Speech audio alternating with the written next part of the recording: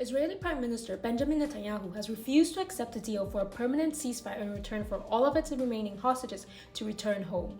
On Sunday, January 21st, Netanyahu rejected a proposal by Hamas to end the war on the condition that Hamas release the remaining over 100 Israeli hostages in exchange for Israel withdrawing its forces, releasing Palestinian prisoners, and letting Hamas continue to govern Gaza. Netanyahu said that accepting Hamas's proposal would mean leaving Hamas intact and that Israel's soldiers would have fallen in vain. Israel and Hamas have been in intense talks mediated by Qatar, US, and Egypt for a ceasefire deal since December 28. According to Reuters, the mediators have proposed a deal that would see Hamas gradually release the remaining more than 100 Israeli prisoners in Gaza in return for Israel releasing Palestinians held in Israeli prisons and letting aid flow into Gaza over 30 days. Mediators are trying to convince Hamas to accept a month-long ceasefire followed by a potential permanent ceasefire. But Hamas has said it would make a deal only if a permanent ceasefire is guaranteed. But the Israeli government is pushing for a deal that would allow hostages to return home but keep the war going even after a brief pause in fighting. Netanyahu has said that nothing will stop Israel from fighting until total victory in Gaza. He's under increasing pressure back home from both members of his government and the families of the hostages to agree to a deal.